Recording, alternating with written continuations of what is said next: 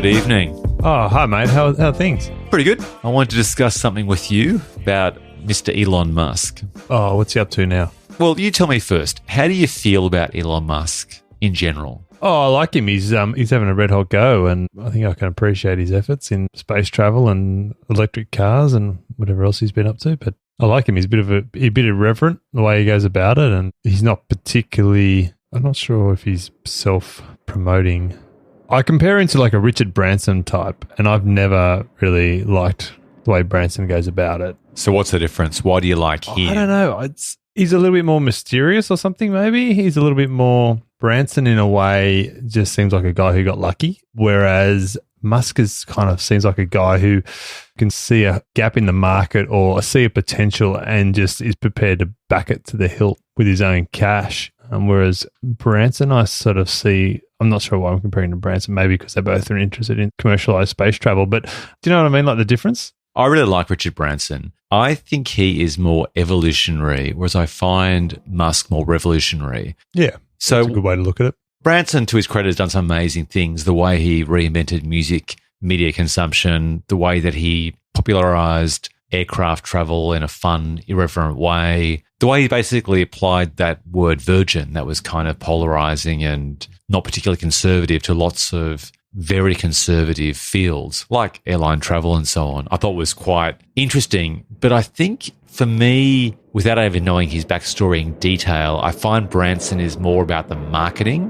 whereas I feel Elon Musk has a concept and an idea that may not work, but he's absolutely shooting for the stars, literally. And he may sort of like just hit the treetops of the moon, but he's going for it. And his ideas, I think, are inspiring people at large to something bigger than even his actual project of the time. Like Branson sure was eventually going towards space travel too. He was doing it from a tourist point of view, whereas Musk is like sending a rocket to Mars. And when he does it, he puts like an astronaut in a convertible on the actual rocket, and that's all fun. In his convertible. Yeah, but it's not just about tourism, space tourism for a buck. Wasn't that actually his own car? Yeah, it was. Yeah. I think it was one of his first cars. Yeah. But he manages to do the great marketing that Branson did, but marries that with vision and technical engineering expertise as well, with scientific inventions that are above and beyond. Like when Branson moved from selling records to moving into airlines, he didn't reinvent planes. No. He remarketed the way that flight attendants look and the flamboyant flair of advertising. He marketed a brand and parlayed that brand into air travel. Over here, it was banks, credit cards, mobile phone deals. I mean, he wasn't inventing or promoting a new way of banking. It was and that's perfect because Musk actually made his money literally reinventing the way of banking by starting up, was it X or PayPal? I think it was X. And then Peter Thiel, those two guys merged, but he literally reinvented the way we transact money. Whereas all that Branson did was basically put a paint job on a credit card and again, marketed it well, but didn't actually do anything fundamentally different. He got lucky. When I say he got lucky, he was a record company, and then, as the way I understand it, he had a record company, a cool record company, parlayed that into record stores, parlayed that into a cool, virgin, happening, young, vibrant brand, which he then slapped on previously fairly staid consumables such as air travel, mobile phones, and credit cards. And he wasn't the first person to try to, funk up banking or funk up mobile phone plans. Or funk up cola. Yeah, exactly. And as you say, he's more just a marketer and he's able to attract good backers. Like his airline over here has only been able to stay afloat through massive inputs from Singapore and New Zealand, as opposed to a Musk type who is backing things with his own cash and actually succeeding, it would seem. I mean, the Teslas, I don't know how much money Tesla actually makes, but you do see a lot of them on the road. They're desirable, and he's actually pushing transport in an entirely new direction. The more I think about Branson in this conversation, without saying too harsh, because I think he's made some pretty remarkable achievements and he's inspired other people, which counts for a lot, and that's a very intangible consequence of his entrepreneurial spirit and his achievements. But the more I think about it, talking with you, most things he's actually slapped his name onto, not only were they not actually a revolution. They were just an evolution or just a case of marketing something pre-existing. But most of them actually have folded or been bought by consortiums and aren't actually owned by him. Like, I'm just thinking about Virgin Mobile, Virgin Planes, Virgin Cola, Virgin Music. Many of those don't exist anymore at all. Yeah. And flunked. Yeah. He might have made money from them, great, but there's hardly a legacy from his entrepreneurial path. Yeah. Just on that, though, I think he has got a long way with his personality and his outgoing nature. My old boss, that they were at a bar in Sydney, might have been Bungalow 8 upstairs, or maybe it was upstairs at Cargo Bar, a sort of more exclusive area of Cargo Bar for a work function. And Branson was there with some people from Virgin Airlines, and someone at some point must have gone over and said hi to him or something. And then one of the guys who worked with my old boss, who was a fairly staid, straight down the line solicitor, must have said to him something like, oh, you know, I was interested in air travel. I've always been really interested in aeronautics, or, you know, I used to dream of being a pilot when I was a kid. And he gave him his card and said, call me on Monday. Let's talk. I don't think he was saying you can become a trainee pilot on Monday. I think he was saying, if you're interested in air travel, I like you. I'll see if we've got anything for you. Which, you know, he could have just gone, oh, good luck with that. See you later, mate. Have a good night. But he actually went, here's my card. Call me. That's pretty cool. That's probably the reason why someone like him has succeeded, because they take that time to reach out to people and those stories and carry out there into the community, and the legend continues because, as you say, this is a guy I knew as well. Yeah. So he's made a success from personality. Yeah. With Musk, I raised him earlier because... Yeah, sorry, we got into the Branson... Oh, no, I think it was an interesting little segue. So Musk actually wants to revolutionize public transport. And I read this article criticizing his aspirations because people, since the dawn of time, have been trying to do this, and no one's been able to do it better than the problematic solutions we already have in place. And his idea was to basically create some sort of magnetic looping road around a large city like LA, which cars then go onto in, let's say, groups of 20 linked to each other. So it's traveling, I think it's using magnetism to try and levitate the cars and push them forward at like 4 times regular speed, so 400 kilometers per hour. They're 4 cars in a row, so it's like a train carriage anyway. So it's like a train, but because it's a special road, it can't pass through suburbs like a car could. So it has to go outside the suburbs like airports are placed, which then defeats the entire point because you can't actually penetrate into the suburbs or business district. It's like the ultimate sort of ring road. Pretty much, yeah. And so it was criticised because he's basically describing a version of trains where you sit in your own carriage. But unlike a train which has capacity to carry many people, cars often just carry one traveller. What's the advantage of these things being linked up? I think they linked up because there's a certain efficiency and propelling 10 to 20 cars at once. Chunks. It's a special sort of, like the magnetic very fast trains. Yeah. It's a similar sort of principle where they sort of hover above the road. Yeah. And if you saw Black Panther, the latest Marvel film, it's identical technology to that film. Like there's actually an entire action scene set on a railway track just like that. Oh, okay. Interesting. Yeah. So, look, I think it needs some work. I'd say go back to the drawing board, Elon, and come back to me in 6 months. Totally. Go and workshop that a bit more on the butcher's paper. Yeah. I read this article about public transport. I was talking about if cities don't get public transport right, what happens is people then spend too long in traffic, which they don't like, which means they tend to work closer to home if they can, which means people, often women who may have high skills from both their profession and their training, let's just say a lawyer, for example, might choose to work in a career that doesn't utilize her skills, but it's close to home because it suits the family work-life balance. And so won't commute the 60 minutes into the CBD of a major city like Sydney. So there's a huge economic impact where if you don't provide good transport, you don't get the best workers coming to the city. Yeah. Because even if they want that money, it just isn't practical. It's 2 hours out of their day, which they can't manage with childcare. And it drives down efficiencies and drives down innovation because the scientists with the great idea can't work at the great laboratory because it's too far away. And yeah. And I mean, it is one of those things that's difficult to quantify, but you think that the certain decision makers could just discuss it as generally as we have now and see that there are going to be clear advantages of bringing the best people into the hubs where the work is, if the work is in those hubs, obviously. Or not just commuting workers for jobs. You could argue that, the great chef can't get the fresh fish from the fish markets in time. And so you sort of drive down innovation in that kind of industry, or it's got huge flow-on effects. The great chef can't actually commute to the nearest jetty to actually catch the fish freshly caught. Yeah. So it's as fresh as possibly can be from not paddock to plate. What do you call it when it's from ocean to... Seafood basket. I think you mean ocean to basket. All right. Or sea to seafood basket. That's, was it In-N-Out Burger in LA? They have a policy of all their food is cooked to order and all their ingredients are sourced from within 100 kilometres. Really? Yeah. If it's not 100 kilometres, it's something very similar to, or 90%.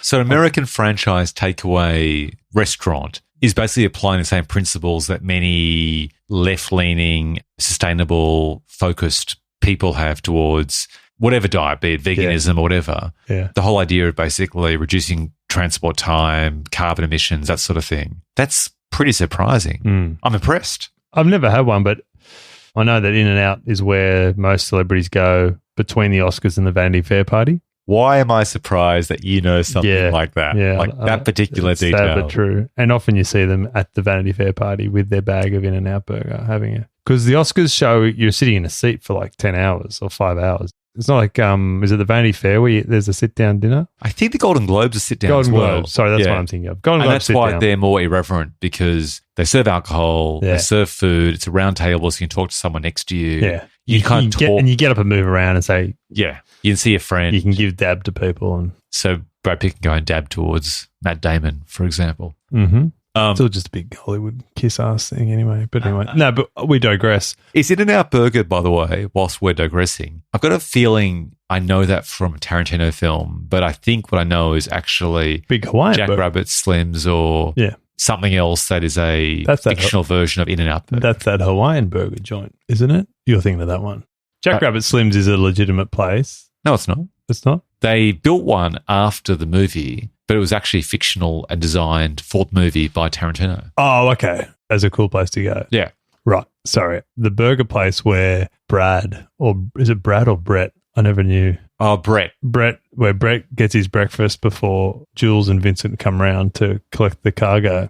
Big Kahuna Burger, I think is the name of it. I don't know if that's a legitimate place or not. Well, at the start of the film, they talk about the menu of McDonald's in Amsterdam, the Netherlands. Yeah. So that's clearly at McDonald's. But when they go and pick up Brett before shooting... Sorry, they go and shoot Brett before collecting Marcellus' stuff. Yeah. So when they go and pick up Brett and he's having the burger, I'm pretty sure they name the burger joint, don't they? Yeah, Big Kahuna Burger. Oh, so that's actually the name of the franchise. And Jules says, that's that Hawaiian burger joint, isn't it? Ah. And then he says, good memory. Hamburgers, cheeseburgers, the cornerstone of any nutritious breakfast. When he bites into that burger and has that shake, every time I see that film, I want exactly that meal. Yeah. Even though it looks like it's the most typical basic burger. Like it doesn't appear to be any lettuce, it's just cheese and meat on white bread. Yeah, it's a cheeseburger, The way he eats it and has that shake and really savors it. No, it's Sprite. Oh, it's Sprite. Yeah, that's right. Which is kind of weird to savour Sprite because it's just Sprite. Yeah. It's like post-mixed Sprite too. And he drinks it right down to the bottom, which was where all the bloody backwash and everything is, you know? So it's... I think it shows that he's sort of hardcore and just doesn't care. And puts his lips all over the straw. I think that's an important message you're sending to Brett. Not only have I drunken your Sprite to the very dregs, you're in big trouble now. Well, I think by taking someone's drink you don't know and using their straw, it's pretty much the effect of like a dog pissing on a corner. Yeah. Where basically you're saying, I don't care about your germs. And I'm going to put my lips over this straw. Is it almost homoerotic? I think so. And make it mine. Yeah. Nice. I think we just found a whole new theory, a new entryway into Pulp Fiction, which I'm sure will be taught at film studies departments at universities around the world. For years to come. Well, back to public transport. What peeves you off the most about public transport? And I'm asking this specifically about Sydney's public transport, like trains and buses and ferries. But I've got a funny feeling that it's going to pretty much apply to any universal city. I don't think they can get the design of buses right. Buses have been noisy, jerky, poorly designed There's too much wasted space. It's too hard to get in and out of seats. I don't know why they can't get buses right. Well, trains often have a good design where they're designed for people to be standing up a lot, and particularly those lighter trains or trams where the seats are often facing in towards the carriage. So there's more standing room, less sitting room. Why don't they make buses like that and just have a whole bunch of people standing down the middle of them? That's a good point. Why don't they make the doors on buses bigger so people get on and off? People can exit and enter much faster, like trains. Why are they so noisy? Why can't you make a hybrid bus? Did you see... Has Musk made hybrid buses? No, but he's made an electric, not a pickup, an electric, what do you call it? Those long trucks. Semi-trailer. Oh, yeah? An electric semi. And it looks spectacular and is quite amazing. It's designed a certain way for aerodynamics, but it also has an electric engine, so it's more efficient overall anyway. Theoretically, that can power a semi-trailer. Yeah. It could easily power a regular car. I think in some cities around Australia, like Adelaide and Canberra, they're already using electric buses. I'm not sure it makes them quieter. Depends, I guess, on the... Buses, I live near a main road, so I hear a lot of buses and they are very noisy. I think the problem is... And why do they all come at once? Why do you wait? I mean, it's a classic saying, right? Totally. Yeah. You wait half an hour and then you get three at once. The easiest way to fix public transport for buses is to give dedicated bus lanes as much as possible. Yeah. If you don't, you just have buses in the same traffic as everyone else, which defeats the entire point. Like, let people be on the bus and move faster. But also, if you see bus lanes and you see buses whiz past you, actually there's a cascading effect where people go, oh, that bus lane's empty. Buses are cruising past me in my car as I'm sitting here in peak hour, bumper to bumper. I should get the bus next time. Totally. I agree. Because nothing worse, because I walk to work every day, the one day that I choose to get the bus because I'm running late and I think it'll be quicker, or it's raining, or I'm tired, or I've got a big bag to carry, and you get on it and you see these people who were walking where you were walking half an hour ago and they're like in front of the bus 20 minutes later. It's like so frustrating. That's the bus version of when you change lanes in traffic in a car. Oh. And you see the same cars creep past you that you overtook earlier. Exactly. So frustrating. Yeah. I overtook that guy 20 minutes ago on the freeway. I risked losing my license to overtake that guy, and now he's ahead of me. What do you think of those long buses with the rubbery bit in the middle, that snake round corners? I like them. Because it's just one bus as opposed to two, and I think they're good. We should have more of them. I've got a feeling that they're probably more efficient because I would have thought one engine, not two. And one driver, not two. Yeah, like maybe 1.5 times the efficiency of one, but less than the efficiency of two. Yeah, I think they're good. Don't work everywhere. I mean, our roads are nice and wide, I suppose. It wouldn't work in London or something like that. You get stuck up on the curb. But I don't get the train as much, and I don't get the train in peak hour like a lot of my colleagues do. And Sydney is particularly susceptible to huge flow-on effects of one incident. So a broken down train on one train line can affect at 9 o'clock in the morning, can still be affecting everything at peak hour that afternoon. I don't know how you can avoid that happening.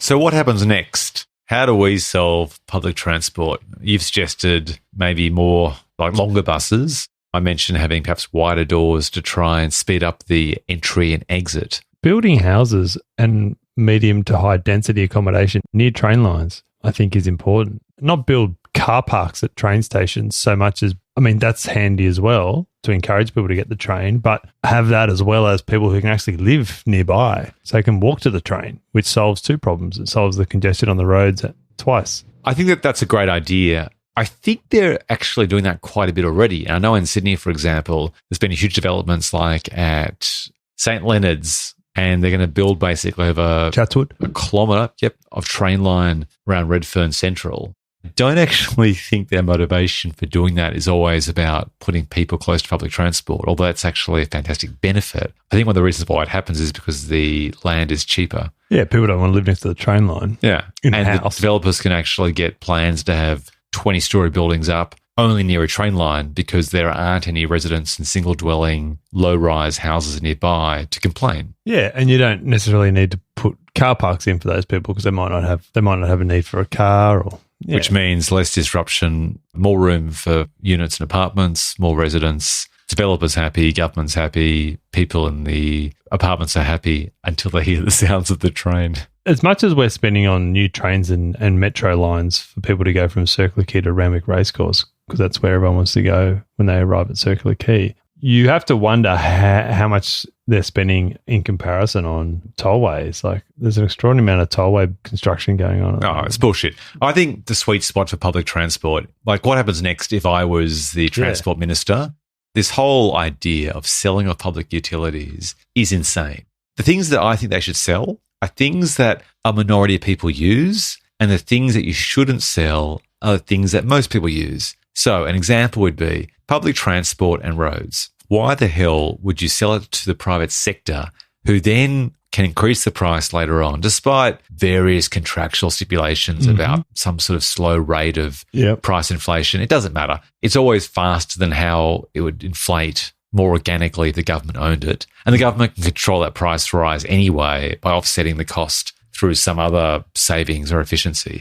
So first of all, roads and bridges and anything that people use, like most people use, should not be sold to the private sector, in my opinion. However, I don't have a problem if, for example, they want to sell stadiums. And the reason why is because I guesstimate that probably 5% of the population go to see sporting events. Oh, no, I agree. So why not sell that to the private sector? That 5%, still regulate it so that 5% aren't penalised. But if there is going to be that private sector price creep that goes hand in hand with selling off public utilities, let 5% wear it, not like 95%. And those stadiums are used by sporting bodies who don't pay tax. Exactly. It's like certain private schools, who don't fund indirectly the construction of the stadiums on which they display their goods or perform their business or provide their services. I'm glad to hear you say that, because you're a sporting guy, and I do enjoy attending sporting fixtures, but you attend a lot and are a member of Occasionally I'll stadiums. let you come with me. Very occasionally. The fact that you as a sporting guy acknowledges that that's not an unreasonable compromise to make probably says something, because you're a diehard, you're a tragic, you're a sports lover. Yeah. But you acknowledge just statistically that, But I also don't like crowds, and I don't like public transport, so I don't go to as many sporting events as I should. I think that trams are the secret sauce, though, because trams to me they use electricity. If we move towards solar, that's sustainable. They're light in terms of infrastructure, so you can actually put them on existing roads opposed to digging brand new tunnels. And they're sort of hop on, hop off. Yeah, which meets your idea about congestion and easy access. Yeah, and easy exit. You're not parking or getting a bus to the station, walking up a flight of stairs, down an escalator, onto one of 12 platforms, and then working out where you're going, and the whole schmozzle through turnstiles and whatnot. They're the best of buses and the best of trains combined. Yeah. Without the cons. Yeah. Like, look at the cities around the world, like Portugal, San Francisco, Melbourne, for example, that are heavily dependent on trams, light rail, and it just works. And people like it. People don't complain. People complain about buses. Yeah. They complain about heavy trains. Yeah. But whenever you've got a tram system or a light rail. The trams in Melbourne I find very confusing, but they seem to work quite well. Yeah, perhaps it's a case of orientating yourself as a local and getting to know the rhythm. Yeah. And obviously it depends if the city is flat in the first place. I mean, I would prefer, I think a subway or underground like London and New York is also fantastic too. But that's a particularly congested city. Yeah, which is why you got to have those underground to move quickly. There's too many buildings above ground. There's no room for a tram in London or New York. Too many traffic lights every corner. Yeah. Yeah. I agree. Trams are good if you've got the space, and provided that they're put on routes where people actually want to go. Well, while we're on a bit of a roll when solving the problems of public transport, how would you revolutionise airline travel? If you were king for a day, what happens next? What would you do if you owned an airline or you were a department head of airlines? There's not much more you can do. They've tried it all. They've tried to speed things up. They've tried to make things more lightweight, to save fuel, to lower prices, to cut the waiting time before and after flights, the baggage coming out more quickly, better food on planes, user pay system for in-flight entertainment, user pay system for food and drinks and that kind of thing. I just don't know that there's much more you can do. I mean, the main thing is the check-in, the security, but I don't know how much say the airlines have in the security. It's more the queuing to get your ticket, queuing to drop your bag off, queuing to get your bag checked as you go through. Then you're stuck in a food court in an airport for an hour, sometimes two.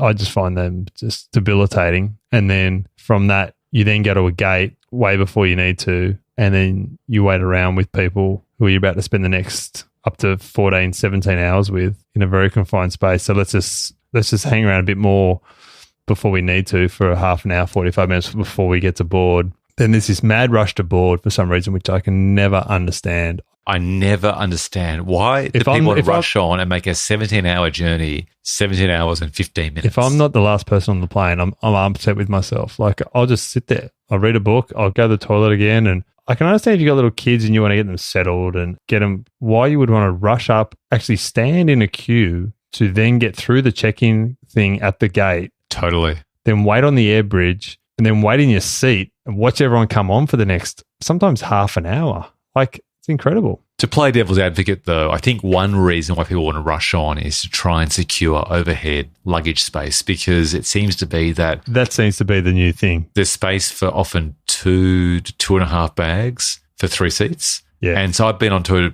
a plane in the last third of the queue and routinely found myself having to put my bag elsewhere. And that's very frustrating when you're trying to get off and you can't get to your bag. Or you're just concerned about security, like you've got your laptop in your little roller bag and you don't want to leave it across the aisle and halfway down the plane. Yeah, and sleep comfortably. Yeah, I can never understand that though. Like I'm not a last minute to the airport guy. I'm happy to get there early enough so I can have something to drink, look around the shops. I'm happy to do that. But in terms of sitting at McDonald's in the food court for an hour and then sitting at the gate with everyone for another 45 minutes and then sitting on the plane for 45 minutes before it takes off, the waiting on the plane before it takes off, I think is probably the worst part of plane travel. Before you back away from if you've got some huge long taxi and then you wait at the end of the runway for ages for flights to take off, that's just the worst.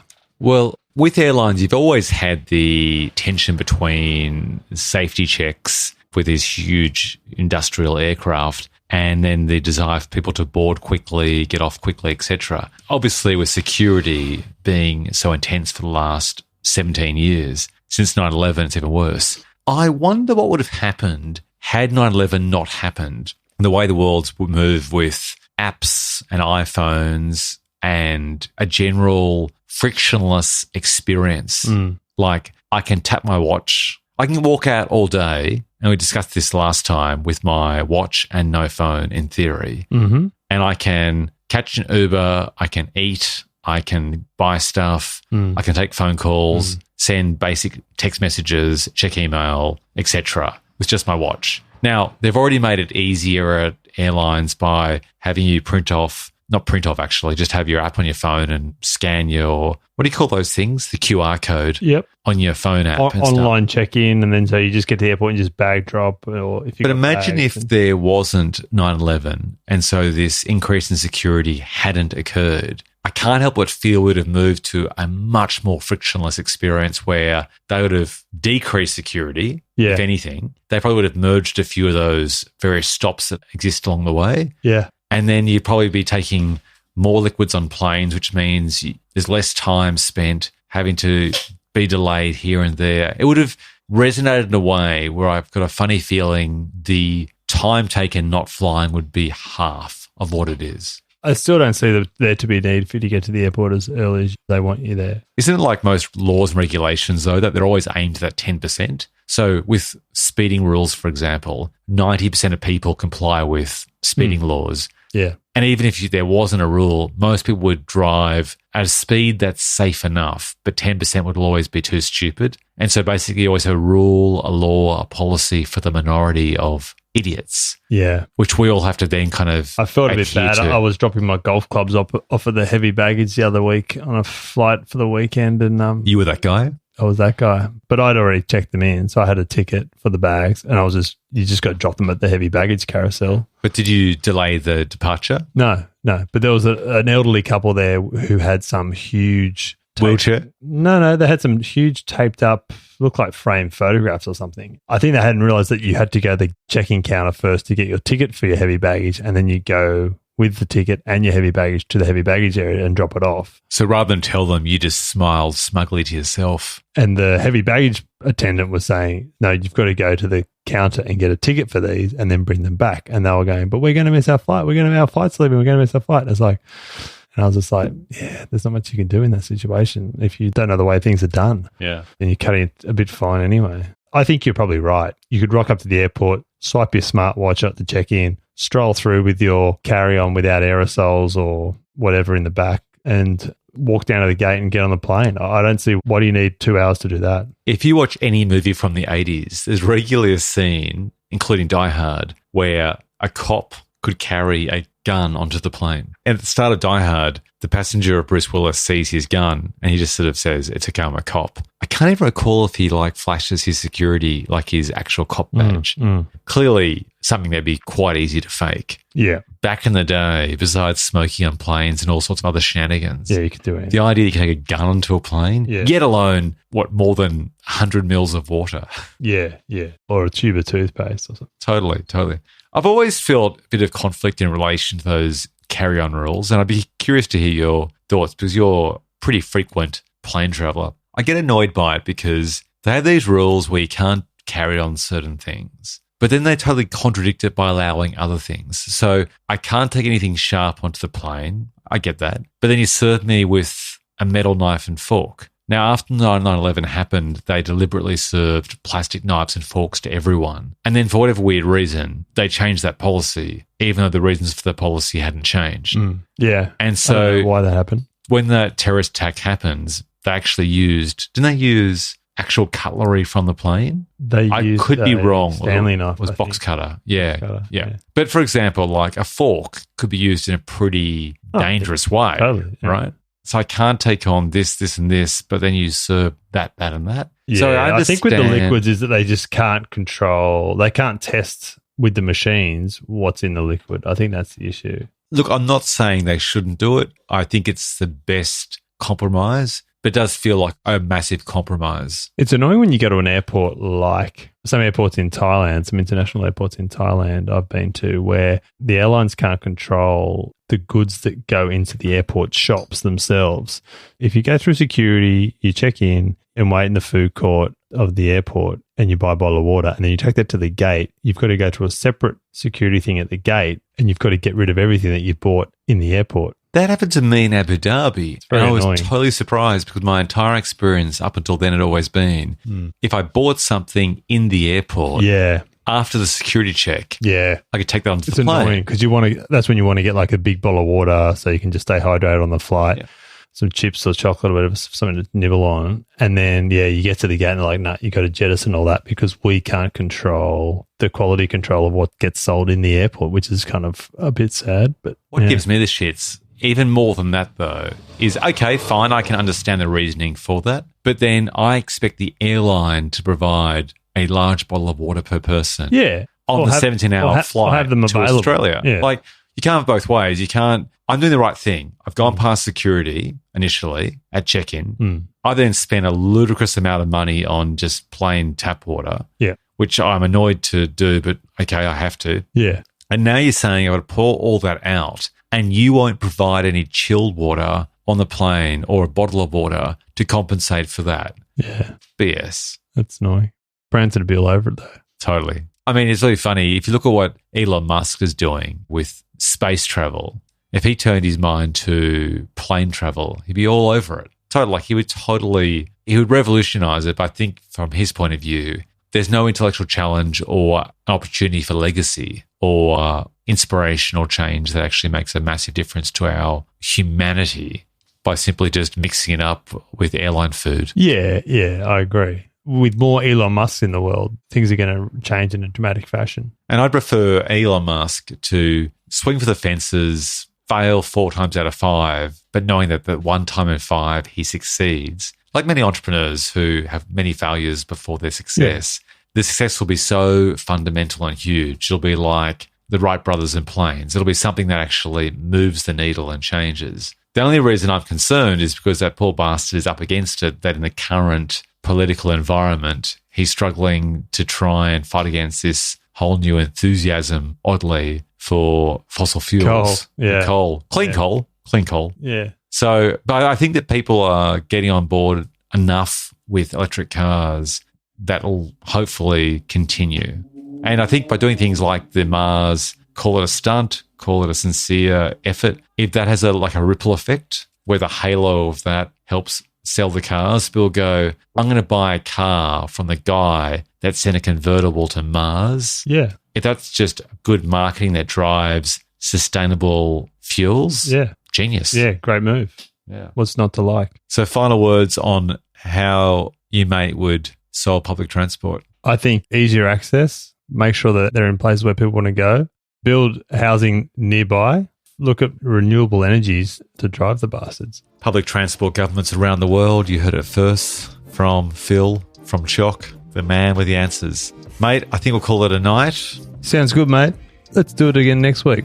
Now, ordinarily, I'd say at the end of this episode, where can people find you on the interwebs, on social media? But you know the answer. They can't. So you can find me. I'm Ben Phelps on YouTube, Instagram, and Twitter. Reach out if you want to discuss this episode, have a yak, and please share it with your mates if you think that these two jokers, myself and Chock, have something worthy to say. All right, mate, until next time, peace. See you, mate.